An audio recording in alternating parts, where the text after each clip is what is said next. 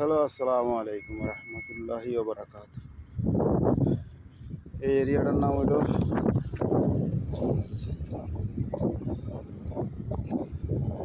যাক, বলতে পারলাম না। এটা একটা পার্কে, সাগরের পার। তো আজকে আসর নামাজ পড়িয়া ছুটে আসলাম, একটু ব্যায়াম স্যায়াম করার লাগিয়া করলাম। আমি বাংলাদেশের সকল দলদেরকে বলবো, আপনারা সবাই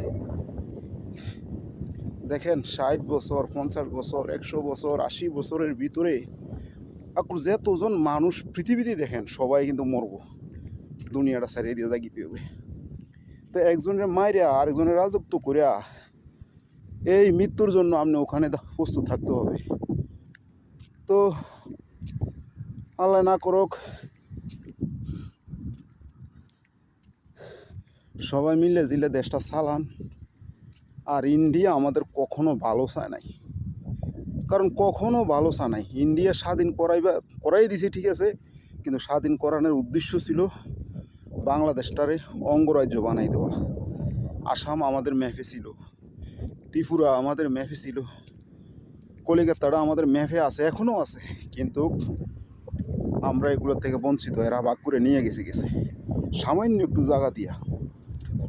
কিন্তু হিসাব করলে আমরা এই ছোট্ট দেশটার ভিতরে আমরা অনেক আগুই আছি তাদের দেশ হিসাবে। তো যাই হোক, বেলা শেষ, ওই যে সূর্য দেখা যায়, দেখে এই যে সূর্য শেষ পর্যায়ে বসার জায়গা করে দিয়ে রাখছে। তো সবাই দেশের মানুষ, সবাই দেশের মানুষ, আপনারা কিসের রাজনীতি করেন? শুনেন, ধর্মার রাজনীতি বন্ধ করিয়া সবাই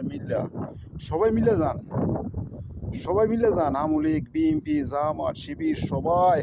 আল্লাহ বলছে, বান্দা তুমি যদি পাহাড় পরিমাণ গুনাহ করো, তারপরও তুমি আমার দরবার থেকে আমার থেকে নিরাশ হইও না, আমার কাছে আসো, আমি মাফ করে দেবো।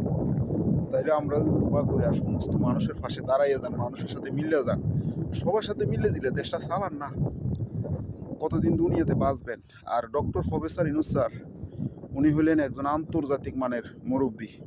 সবাই ওনারে স্যার কয়। তুরস্কর রেসিট, ওই যে তাইয়েব এরদোগান, উনিও ওনারে স্যার কয়। সবাই ওনারে স্যার কয়, ঠিক আছে। ডোনাল্ড ট্রাম্প, উনিও স্যার কয়। তাহলে আমরা কেন ওনারে স্যার করবো না? আর কেন আমরা ওনারে ছেড়ে দেবো? আমরা যেই দলে ক্ষমতা যান, ডক্টর প্রফেসর ইউনূস স্যার এমন একটা পদ দিয়ে দেন